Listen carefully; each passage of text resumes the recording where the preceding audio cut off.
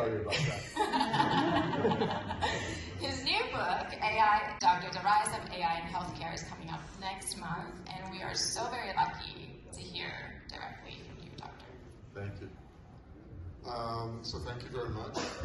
Today we're going to talk about an industry that's managed not to make a lot of progress since the days of the dinosaurs on planet Earth.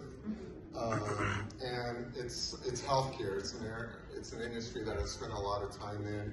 Is this advancing? It does, it does. It will? Okay. 28 seconds. Okay, so we'll discount it endlessly. So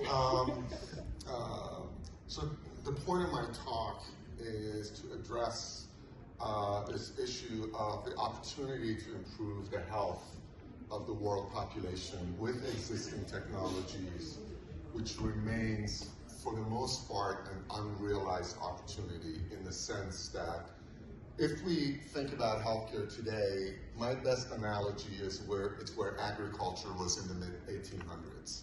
So no analytics, very manual. You could see nobody analyzed the soil. There was no mechanization of how you did farming, all of that stuff. So think about today.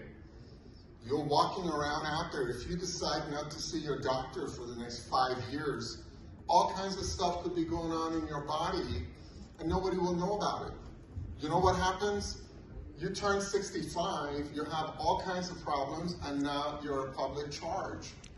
Medicare has to pay for the fact that you did not seek preventive health and so forth. So these are the kinds of problems that results from that.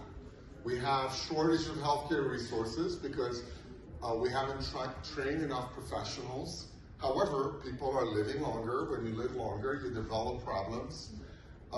There's this huge amount of administrative charge. As a matter of fact, U.S. health economy size is $4.5 trillion, which is in and of itself the fourth largest economy in the world, and about a quarter of that is administrative costs. So the paperwork part of the U.S. economy is one of the largest economies in the world because it's over $1 trillion.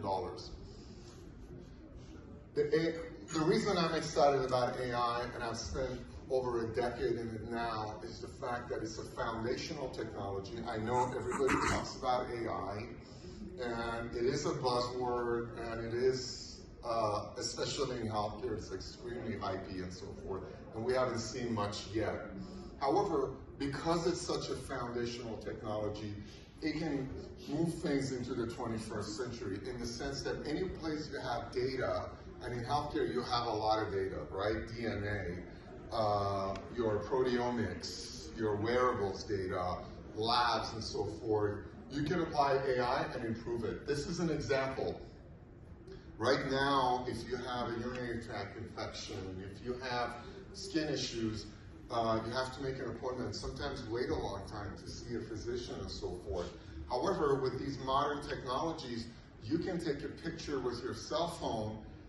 There are commercial applications today where AI could analyze your lesion or analyze your urine strip and figure out what's wrong with you. So this could happen immediately, same day. You can then have a telehealth visit with someone who reviews the results and gives you treatment. This is accessible today, but it hasn't happened yet, and it can affect every place in the spectrum from IVF to the end of life. It's going to happen. So what is keeping it? It's a large, rigid industry. Workflows are usually fixed. Incentives are not in place. However, one of the things that's holding it back, and it's a problem we're trying to address, is the fact that money is not flowing to the right solutions and companies. There's not a crop of investors who have practiced medicine, who've been on the business side of healthcare, who can marry these up and say, this is something that the doctors and clinicians will use, and this is the business model around this technology that's going to allow it to be purchased and adopted and so forth.